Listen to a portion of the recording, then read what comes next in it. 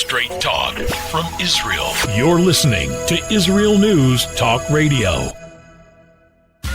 Welcome to Beyond the Matrix with Rod Bryant and Jerry Gordon. Here on Israel News Talk Radio. Unplug, strap yourself in, because you are about to move beyond the Matrix. It is a fantastic day for us to sit down and have a good conversation. Jerry Gordon along with me, Rod Bryant, here on Beyond the Matrix. We have a great show lined up for you. We've been attempting to try to find the right candidate to come on and talk about Sudan, Jerry. And it's been difficult to try to find someone who could articulate the situation. And we actually found a guy, so I'm going to let you do the introductions of who this mystery man that we're bringing aboard. Well, we're going to leave him a mystery. He's known as Professor H. He's actually an academic who was trained, educated in the West, but also holds a post in the Sudan at the current time. The suspicion is that he is at least an advisor to the leadership of the Sudan Professional Association. But the message that we wanted him to convey was that the Sudanese are united against the tyranny of the Temporary Military Council and the perpetrators of brutality underneath the so-called Rapid Support Force Janjaweed. The men on horseback. The devils on horseback, right? Devils on horseback, as he talked about it. And I think that is the reason why we thought it imperative, after a week of demonstrable brutality, the cutoff of communications, right. Internet shutdown. And look, it's a complex situation, but what is going to be important for us to find out is how optimistic does he believe his people are to finding a resolution.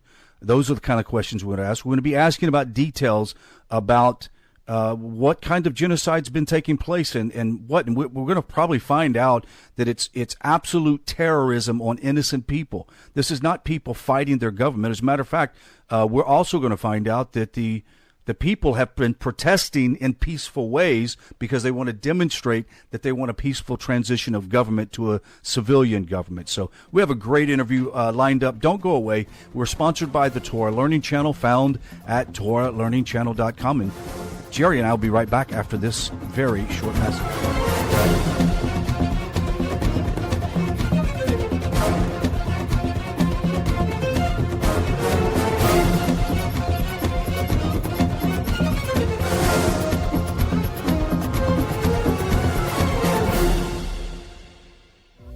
I'm Jono Vandor. And I'm Ross Nichols. Join us on our program, Israel on My Mind, a show that broadcasts all the weekly goodness that flows like milk and honey from the Holy Land straight into your ears with humorous and happy news stories. We're going to be talking about... What are we going to talk about? A person who takes out a terrorist with a pizza tray. And there's Donald Trump talking to a turkey. What's that about? A 71-year-old rock star is a staunch supporter of Israel. Join us on our program, Israel on My Mind, every Thursday.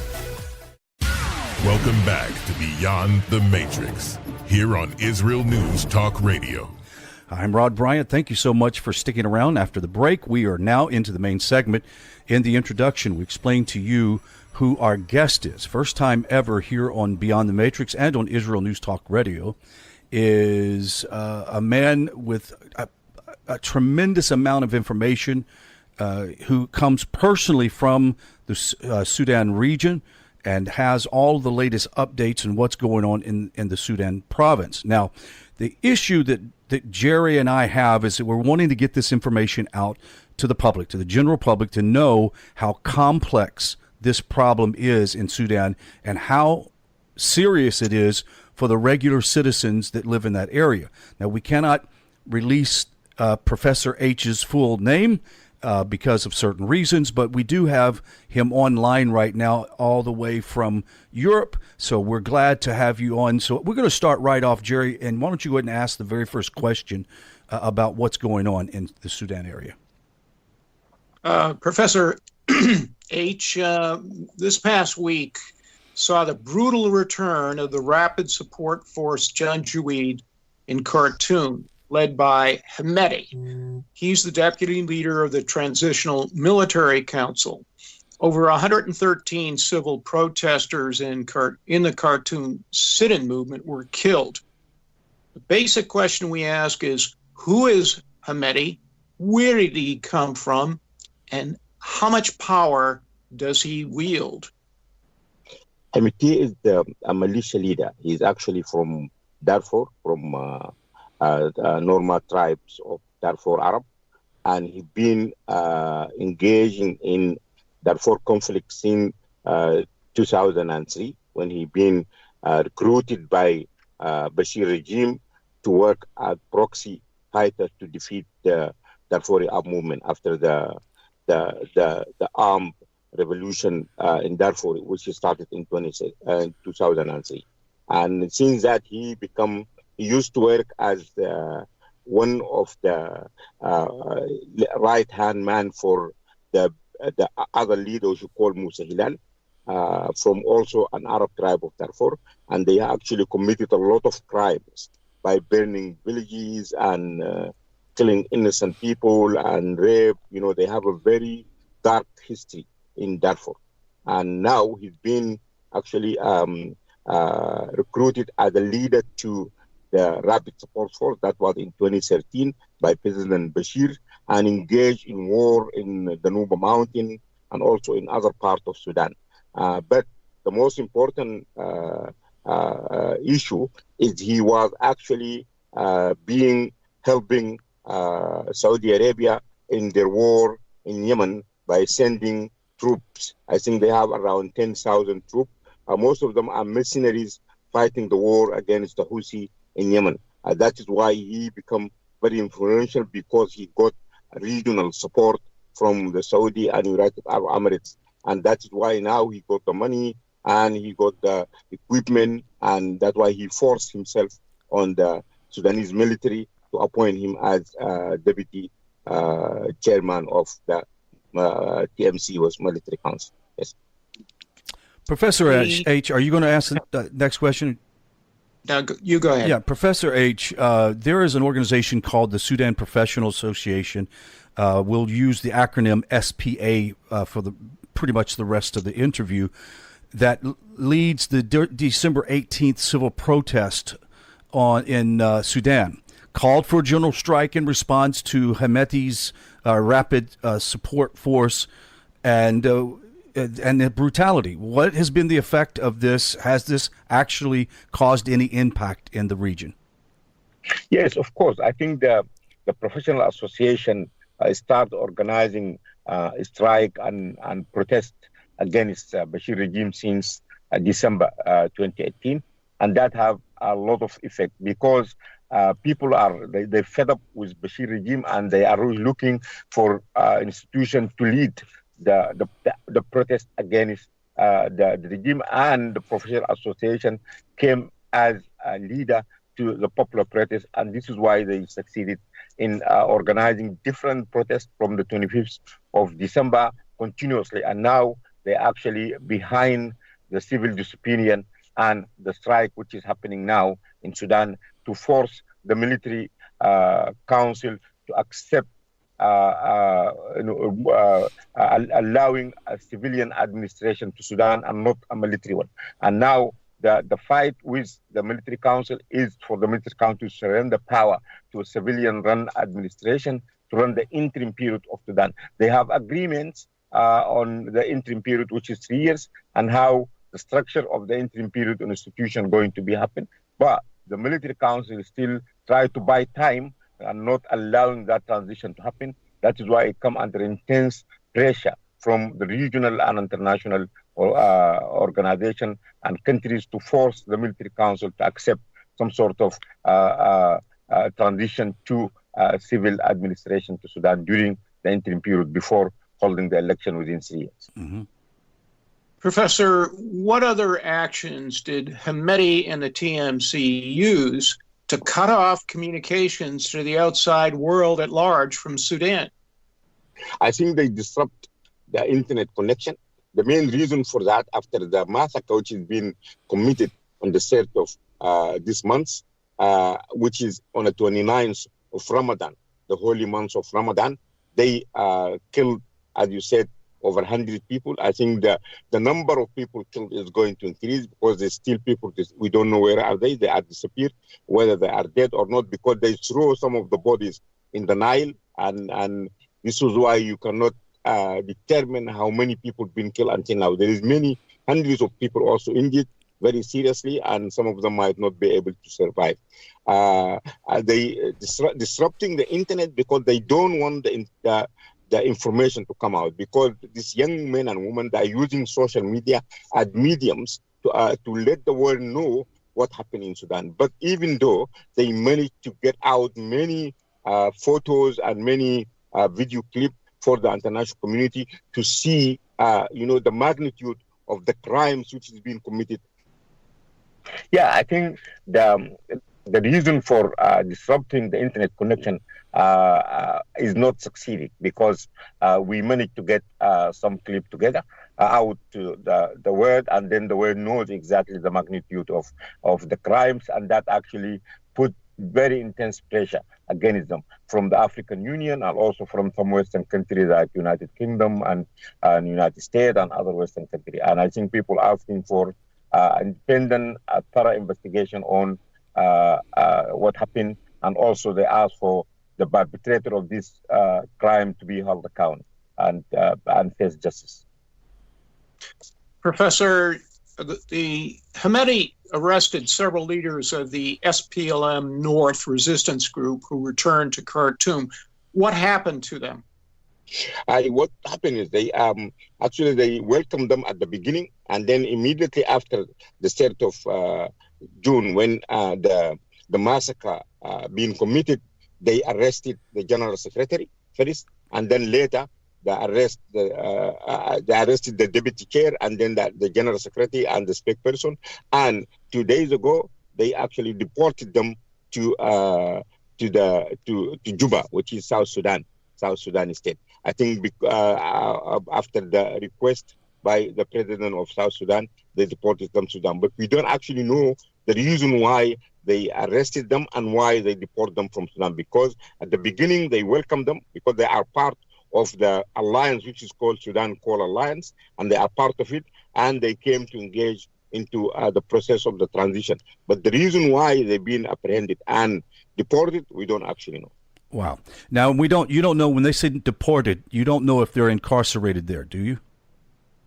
Yeah, I think what they have been, they've been mistreated, definitely, because they blindfolded their eye, and they've been under, they tightened them up, and no one actually knows where are they. But we know that they've been deported by a military plane to South Sudan, and they arrived in South Sudan. Okay. But, no more details we have about that. No. The premier of Ethiopia, Abiy Mohammed, flew to Khartoum to negotiate with the civilian opposition and the TMC. What was the purpose of his visit, and what happened to civilian opposition leaders whom he met? We only have about a minute, and then we can continue this after the break. Yeah, I think the Abiy Ahmed, as a mediator, representing the IGAD and also the African Union, I think immediately after he came to Sudan for one-day visit, meeting the TMC and also other opposition group from Freedom and Change Alliance, they arrested a number of activists who met him. The two, Muhammad Esmat and also another activist being arrested because I think they met Muhammad Abiy Ahmed. And that's something also African Union have to look at also.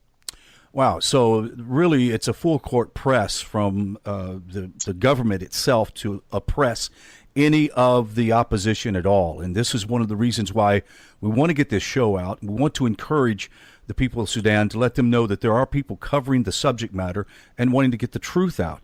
We're going to have a break that we need to go to, Professor, so just be comfortable. I appreciate you coming on the show. We'll be back in just a few minutes, but first want to remind you we are sponsored by TorahLearningChannel.com. Torah Learning Channel is your place to go get the best Torah teachers in English from around the world at one location, played 24 hours a day, 6 days a week. TorahLearningChannel.com. You cannot miss this opportunity to learn. And we'll be back after these messages with Professor H. We're talking about what's going on in Sudan and the conflict between opposition leaders, business professionals, trying to take their country back, trying to bring liberty back to a country and civilian government and not authoritarian rule. So don't go away. We'll be right back after these messages.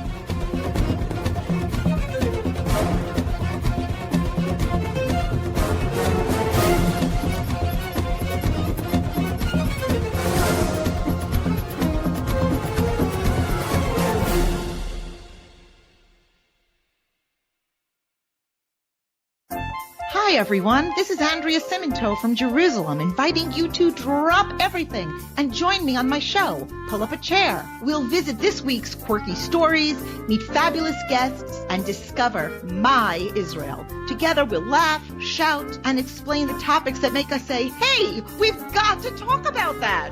So get comfortable and pull up a chair with me, Andrea Simento, every Thursday on Israel News Talk Radio. Welcome back to Beyond the Matrix, here on Israel News Talk Radio. Thank you for returning. I'm Rod Bryant, along with Jerry Gordon, our fantastic co-host. And we also have Professor H. He's just going by the first initial because he wants to consider himself still with some level of security, and we're going to give him that respect.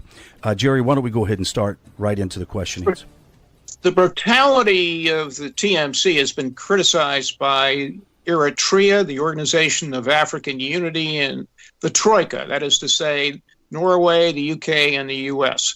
Have any of these countries called for an international force to disband the Rapid Support Force Janjaweed? No, I don't think. Yes, they condemned the killing, and also because the Rapid Support Force getting its money, and support from Saudi Arabia and United Arab Emirates. I think the Americans have actually contacted the Saudi authority and United Arab Emirates and asked them to not to support this militia. And also there is a meeting next week in Germany, in Berlin, to discuss this issue, and going to include British and United States and these three countries. And what we want actually from this meeting is we want the international community to tell these two countries to stop interfering in Sudan and to stop derailing the democratic process which is being going on, because they want to suppress any progress on the democratic issue. I think we want that. And the other issue of disarming the Janjaweed, I think that have to be one of the agenda of the interim period. I think they have to be disarmed, and they have because otherwise they have committed a lot of crime. Not only disarming them, but we need investigation on all the crime which is being committed by them, and every one of them who is actually responsible from this crime have to be held account, have to face justice. That is what we want, and then we want this to dismantle them. What we want is the Sudanese army, which is allegiance to the country and the institution, and all the other militia, which is the NCP militia. We have more than 5 or 6 militia. All these have to be disarmed and have to be dissolved, and we only have to have the Sudanese army and the police responsible the security of the Sudanese people. Professor, if I understand you, you say there's a meeting occurring this week where in Germany with this agenda? Yeah, there is a meeting which is going to discuss the Sudan issue. We don't actually know the detail of the agenda, but the message you should have sent to this meeting is to ask Egypt, Saudi Arabia, and United Arab Emirates to stop supporting the war criminals and people who committed crime against humanity in Sudan, and to wash their hand away from this, because the Sudanese people will decide their destiny, and not that is not going to be influenced by any other foreign power. That's what we want. What we want is support, is a moral support for Sudanese, because they are seeking democracy, justice, and peace, and that are the slogans which is the protesters are keep repeating all the time. Do you believe that the U.S. has any leverage to thwart Arab support for the TMC brutality? Yeah, of course. I think the most influential power in the world is the U.S. government, because they are supporting the United Arab Emirates and Saudi. And if they ask them to stop, they will immediately stop because they are selling them arms and also they are supporting them internationally. That is why I think the role of the United States is crucial, and we hope the American administration takes that responsibility and act on behalf of the Sudanese people, not few criminals who are actually killing the Sudanese people needlessly. Were the leaders of the TMC involved in the arrest and incarceration of the former President Bashir on the 18th of April? Yeah, I think honestly we are not sure whether Bashir is still in prison or not because there is a lot of rumors that he is trying through some of his militia to escape from the prison, and they said they managed to stop that. But we are not sure because now we are more busy with the crime which is being committed than actually seeing what happened to Bashir. Bashir is a criminal; he has to face justice. Mm-hmm. That is what we want. But I think that has to be when we establish a civilian administration to take that task. But now we are not sure whether he's still in prison, whether he's in his house. No one is sure about his whereabouts. Professor, how many members of the TMC were included in the International Criminal Court indictments in 2009 and 2010 for the 2003 genocide in Darfur? As far as I know, for indictment by the ICC, the International Criminal Court, we don't actually know. But as far as we know, there is a list of 52 people, which is being identified by the investigation committee, which is being established through the UN Security Council resolution. And this 52, I'm not sure, but I think Hemeti is going to be part of that.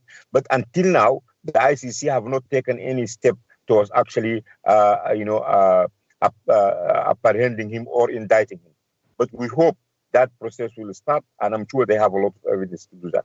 But until now, the others are being, like Burhan, he was in Darfur, and also he was behind the establishment of the so-called border guard, which Hemeti used to be part of that. I think both of them are implicated by way or another.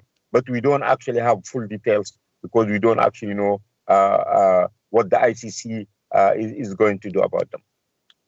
Well, part of the problem is that there are signatories of the Treaty of Rome who are obligated essentially to arrest, for example, Bashir, even as he was on state visits to other locations in Africa and elsewhere, and none of them acceded to the request from the ICC. So that is kind of a lame excuse on the part of those people who were obligated essentially to detain Bashir for basically prosecution. How do we get around that problem, Professor?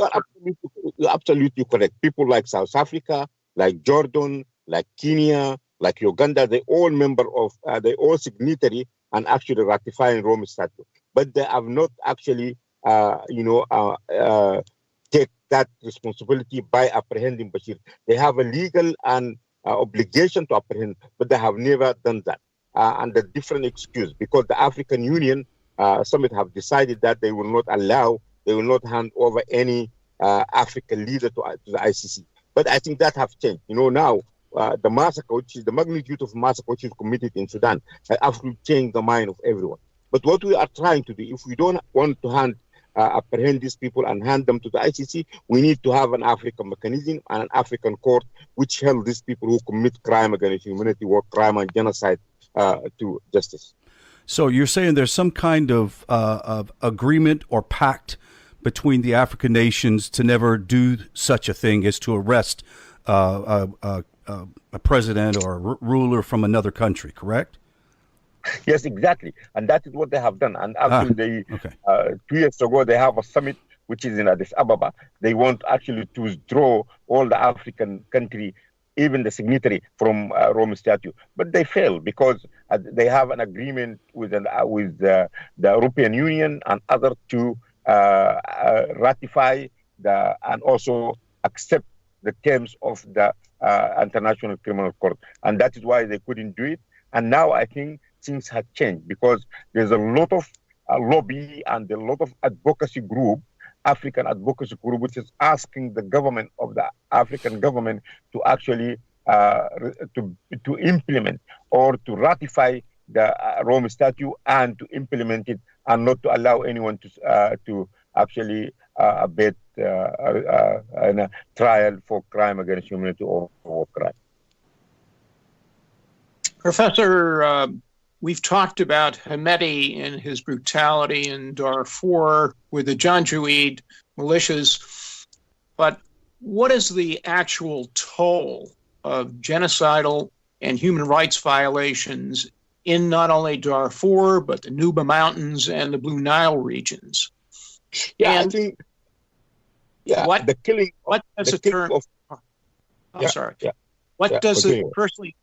the term Janjaweed mean? Yeah, the Janjaweed is two words, which the devil and also the horse. And because normally these tribes, they use horses to as mean of transport when they want to orchestrate an attack. And this is why they call them like a devil on a horse or something like this. But it's a word which is being used by these nomad tribes and predominantly Arab.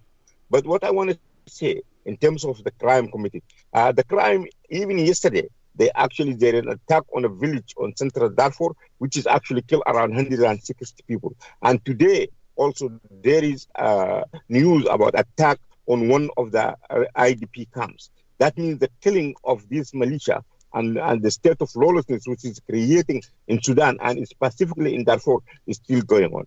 Hemeti actually was being deployed in 2014 to the Nuba Mountains, but because of the terrain and the strength of SPLM North in the Nuba Mountains, they couldn't stay. Actually, they ran away because they killed too many of them. But they're only good when there is villages without any protection from the armed movement or the police or the army. They normally attack women who are actually going to look for wood for fire or for water. This is what normally do. They attack civilians who are peaceful, who are not armed in their villages, burning their villages, rape, took part in raping girls and looting their properties. That is their attitude. Their attitude is totally a state of lawlessness, and they continue to do that with full impunity because the government is not going to hold them account for what the crime they committed. But I think that is the responsibility of the coming Sudanese government and also for the international community to take his full responsibility and holding these people account for all this heinous crime which is being committed. Yes. When I hear this in your voice, I realize just how desperate the situation is, especially the ethnic cleansing and the randomness of destroying innocent lives in the country. And there's got to be some kind of resolution for this. We have a break to go to, Professor H, and when we come back, we're going to wrap it up in the segment. We have a few more questions to ask. You're listening to Beyond the Matrix here on Israel News Talk Radio.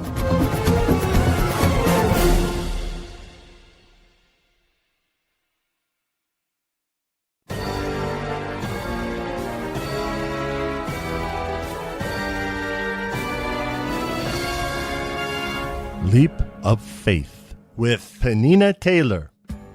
We live in the age of information, but not inspiration. If you're like me, you're looking to be inspired to reach higher, to connect more, and to grow. Well, if you want to get warm, you need to stand close to the fire. And if you want to catch fire, you need to stand close enough to get hit by the sparks. Join me, Penina Taylor, as we walk with people who have embarked on a spiritual journey towards Torah. We'll uncover what started them on their journey and what truths they discovered along the way. So prepare to be inspired as we take a leap of faith every Sunday at 5 p.m. on Israel News Talk Radio. Welcome back to Beyond the Matrix, here on Israel News Talk Radio. Just wanted to remind you again, we are sponsored by Torah Learning Channel. It is found on the internet at TorahLearningChannel.com. And you have Jerry Gordon with me and myself and Professor H. He goes by that moniker, wants to keep his privacy down. We really appreciate you taking time. I know it's late where you're at, and we really do thank you for coming on to the show. Jerry, I'm going to go ahead and bump it over to you. Professor, what is the ultimate objective of this terrorist campaign by the TMC, its RSF, and its ethnic cleaning of Sudan? Yeah, I think the end objective is they want to hold him to power. They don't want to surrender power to civilian administration. And because they've been actually backed by some remnants of the regime, because they have different militias, they have the resources because they've been looting the country for the last 30 years and they don't want to. But the other thing is they fear accountability because they committed a lot of crimes in the last 30 years and they don't want to be held accountable. The other thing, they have looted and stole huge resource of Sudanese people money during the 1999 to 2010 when Sudan have oil, and all this money we don't know where is it. It's not accounted for, and Sudanese people are going to ask them to retain that. That is why they don't want to surrender power. They want to stay power by actually killing, looting, torturing, and that. But I think, as I said earlier, the people are determined to stay the course until we restore full democracy and accountability for all the crime which is being committed, and also be sure that we will be able to get back all the money which is being stolen from the Sudanese people. From what groups in Sudan and adjacent Sahel countries has the Rapid Support Force under Hemeti recruited and trained these paramilitary forces? I think predominantly they are from Sudan nomadic tribes, but they also have their cousins from Chad and also from Mali and from Niger. From all of there's some elements from this Janjaweed. They don't even speak Arabic. They speak French and other language because they are not Sudanese and they are not actually have no knowledge and link with the Sudan and Sudanese culture. They don't speak Arabic. They came from Mali. They came from Chad and Hemeti himself, he actually came from Chad. He's not actually born in Sudan. He came from Chad, and that is why they are so brutal and they commit all these heinous crimes. But many of them are actually not Sudanese. They came from as mercenaries coming from other countries. Why have the Sudanese civil protesters taken up the cry, "We are all Darfur now"? Yeah, because of the regime at the start of this protest, they attack some Darfuri students in a state called Sinnar in the center of Sudan and arresting some students who've never even seen Khartoum, accusing them of being part of the SPLA Abdul Wahid, and they're accusing them of killing protesters because they want to hide the crime which is being committed. And then they display them in the Sudanese television by actually asking them to admit that they commit the crime. This is why the Sudanese youth respond to them by saying, you are criminal and we are all Darfur. And, they managed to actually diffuse all these tactics which is being used to try and divide Sudanese according to the rule, to their areas and their tribe. And that is the policy which is the NCP, the National Congress government, actually used to stay for 30 years in power. Divide and rule, dividing people according to their ethnicity, according to their tribes. But I think the Sudanese are now well aware, and that is they are not going to buy this type of propaganda and policies. I think they've been exposed, and no one is going to believe them at all. It is interesting now. The question I have to ask you is about the people that you talk to that are in the region still, or that have family and cousins in the region. How optimistic are you that we're going to be able to find a solution in the next 5 years? Yeah, I think, we are very optimistic, and I think because one of the main features of this revolution is peace, and it is peaceful. You have millions of people protesting and sitting in front of the army headquarters without firing any bullet, without actually using any sort of weapons, and even the regime and its security apparatus using very heavy-handed tactic and force, killing them, but they stay the course peacefully. I think we are able, if we sit, to continue the struggle until we restore full democracy. And that is going to happen. Even they will try and disturb that, but I'm sure there is a consensus among all Sudanese political parties, civil society, and normal citizens that they will stay the course until they will they restore full democracy, rule of law, and move Sudan from conflict, violence to peace and peaceful coexistence for all the Sudanese. That really makes me feel good to hear. It's like they're using their platform of wanting to return to a civil society, a peaceful society, by protesting in a peaceful way and not in trying to overthrow their government through violence. Now, we have about 4 minutes left in this segment. What would you like to tell, if your voice could be heard, to all the Sudanese people and to those people outside of Sudan who may have influence? What would you like to say to inspire them and to also encourage the other people that has influence to do something? Yeah, but what we want is actually, first of all, we want the international community, especially the United States and the Western country, to ask what we call the axis of evil, the three countries, to stop intervention in Sudan, to stop supporting the militia, to stop working hard to try and stop the progress toward democracy and democratization of Sudan. And the other thing is we want actually help in actually apprehending and putting all these people who committed crime to be held accountable for that. That is what we want. And after we restore a civilian rule, then Sudan, I think, needs to engage with friends in the international community through debt relief, removing Sudan from the list sponsoring terrorism, and also providing some technical assistance to Sudanese people so they can run their own way in a better way, so they can overcome the destruction of the country which has been happening in the last 30 years. And also, there's a lot to be done in terms of social reconciliation, in terms of peace building, to try and bring Sudanese back to live peacefully together, and also to try and address all the differences which is being created by the divide and rule by Bashir regime, which has been going on for 30 years. And I'm very confident that through the support of our friends and brothers, regionally and internationally, we will be able to navigate our way to a more prosperous, peaceful, and democratic country. And that will help not only Sudanese, all the region, but also will contribute, to the international peace and stability. Well, God willing, that is going to happen. We have just a couple more minutes. Jerry, do you have some questions or something you would like to ask? I do.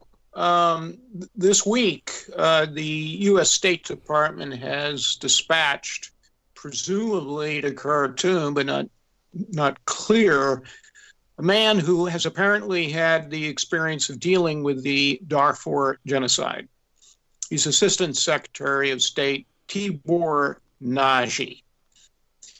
Given that he's had a background in investigating previous genocidal and human rights violations, is this a constructive message to the world and also a message to the TMC that they can't change faces anymore?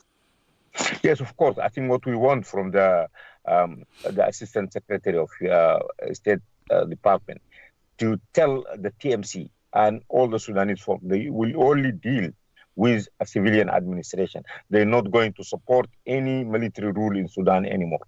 And that message has to be very clear. And to engage with them in any other sort of removing Sudan from the list of sponsoring terrorism or debt relief, that have to happen with a civilian government.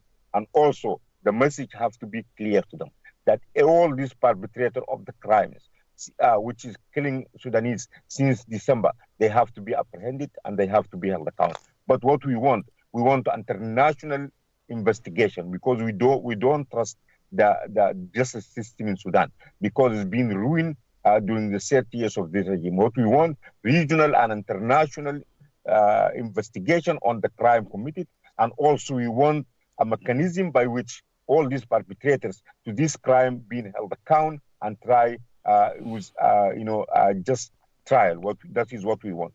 And I'm sure we, with the support of our friends and brothers, we will be able to navigate our way through, and Sudan definitely is going to emerge from this crisis even more stronger and more peaceful. Professor H., a comment. you have articulately stated the case for why the regime has to fall, and the people of Sudan must be united to achieve ultimate liberty and a civil society. My question to you, are you an example of the depth of commitment and expertise on the part of the civilian opposition? We have about 45 seconds. Yeah, I think, yes, we are. I'm sure. I'm confident that the Sudanese people, we have a lot of experts and Sudanese, especially in the diaspora, which is being forced out by the regime. All these people, we can repatriate them to Sudan, and they will contribute to building a prosperous democratic country. And I think that is possible. That is doable also. Yes. And I'm very optimistic that we will be able to navigate our best route. Well, God willing, you guys will have the ability to make this happen. You've been listening to Beyond the Matrix. Thank you, Professor H. I hope this is not the last time we can have you on the show. And until next week, Jerry and I say shalom.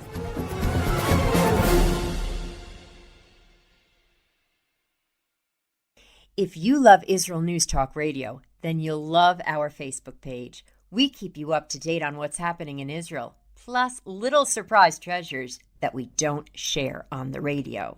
Go now to follow us on Facebook. Just look for the Israel News Talk Radio Facebook page, and don't forget to subscribe and follow us by clicking on the like button. We post great stuff there that you'll want to share. Israel News Talk Radio on Facebook and Israel News Radio on Twitter. If you're hearing this message, everyone else can too. Advertise with Israel News Talk Radio and get your message out to people. We'll build a personalized package for you. Contact advertising at israelnewstalkradio.com. Straight talk from Israel. You're listening to Israel News Talk Radio. Hey, this is Jake in Anchorage, Alaska, and I love listening to all the super interesting interviews and up-to-date information on what's happening in Israel. Hello, this is Anna King, originally from London, now living in Israel. And what can I say?